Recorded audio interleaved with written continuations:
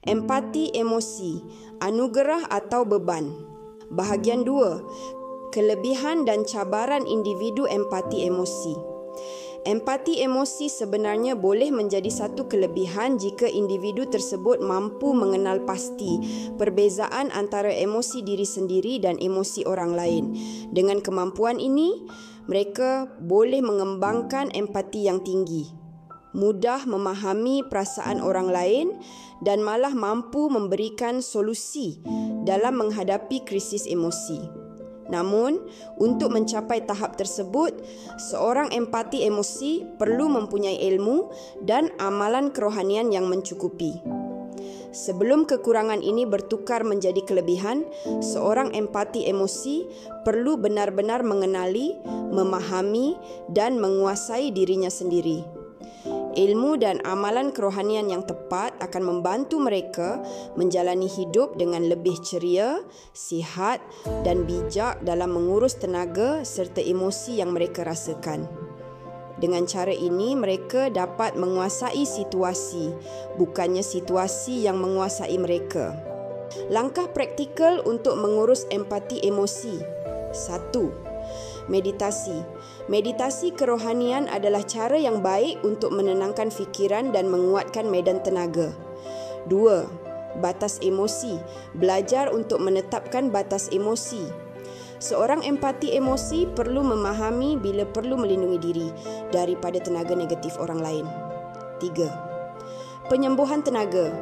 Melakukan penyembuhan kerohanian boleh membantu menutup kebocoran tenaga dan memperkuatkan medan aura. 4. Bimbingan kerohanian. Mencari bimbingan daripada ahli atau perawat kerohanian dalam memberikan panduan yang tepat untuk mengurus sensitiviti tinggi ini. 5. Penjagaan diri. Merawat diri sendiri secara fizikal, emosi dan kerohanian adalah penting.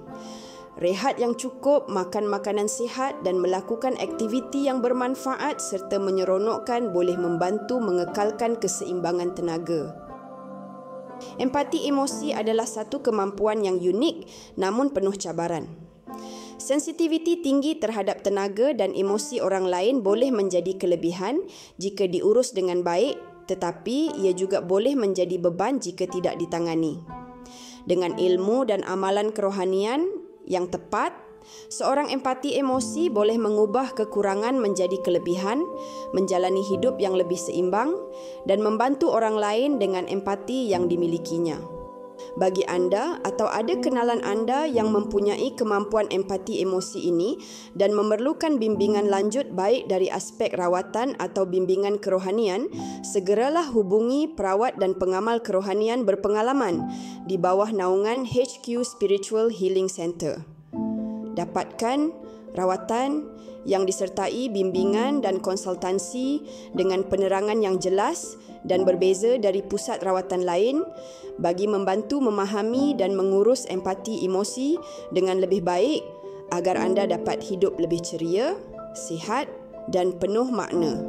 Rawatan dari punca, rahsia penyakit tidak berulang. Follow kami agar tidak terlepas pelbagai info penting gangguan akan datang.